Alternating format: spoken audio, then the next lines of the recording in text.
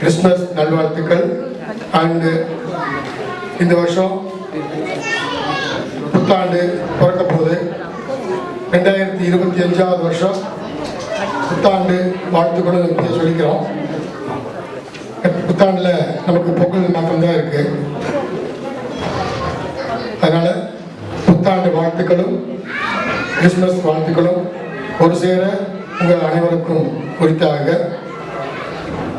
நம்ம சங்கம் இப்போ வர வர ரொம்ப ஜோரா கூடுதலா நிறைய பேர் சங்க உறுப்பினர் ஆகிட்டு இருக்கீங்க.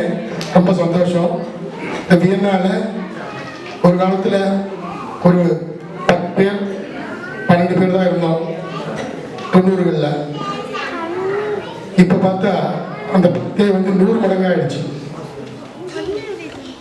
கிட்டத்தட்ட ஒரு 400லேருந்து 500 தமிழர்கள் வியன்னால வசிக்கிறதா நான் கேள்விப்படுறேன்.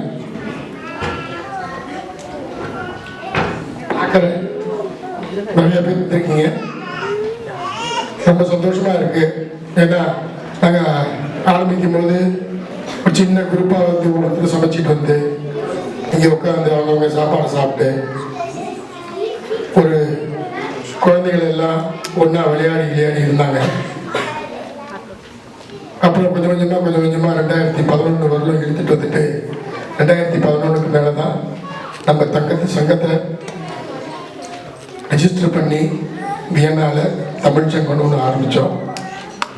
இன்னைக்கு 14 வருஷம் ஆகுது. அடுத்த வருஷம் வந்தால் 15வது வருஷம் கொண்டாடலாம். இந்த சங்கத்தை நல்லபடியாக எனக்கு கொண்டு போகிறதுக்கு காரணம் உங்கள் எல்லாருடைய ஒத்துழைப்பு தான். அதுக்கு மிக மிக நன்றி.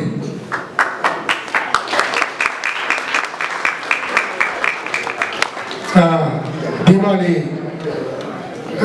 ஃபங்க்ஷனில் சொன்ன மாதிரி இந்த சங்கம் இன்னும் மேலே மேலே வளர்ந்து சங்கத்துக்காக ஒரு கட்டடம், சங்கத்துக்காக ஒரு லைப்ரரி, சங்கத்துக்காக ஒரு தமிழ் கிளாஸ், இதெல்லாம் ஃபியூச்சரில் வரணும். அதுக்கு எல்லாரும் ஒத்துழைக்கணும்னு நினைப்பேன். ஒத்துழைப்பீங்கன்னு நினைக்கிறேன். ஆமாவா இல்லையா? ஏன்னா இப்போ போக போக இன்னும் நம்ம தமிழ் கம்யூனிட்டி வளர்ந்துக்கிட்டே இருக்காங்க. இந்தியாவிலேருந்து நிறைய பேர் வந்துட்டு இருக்காங்க.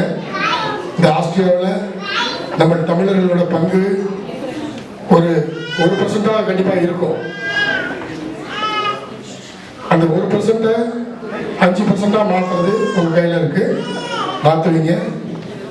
ஆஸ்திரேலியா ஃபுல்லுக்கும் தமிழர் ஒழிக்கணும். எல்லாருக்கும் மறுபடியும் கிறிஸ்மஸ் வாழ்த்துக்கள் சொல்லி விடைபெறுகிறேன். நன்றி, வணக்கம். Thank you, Uncle.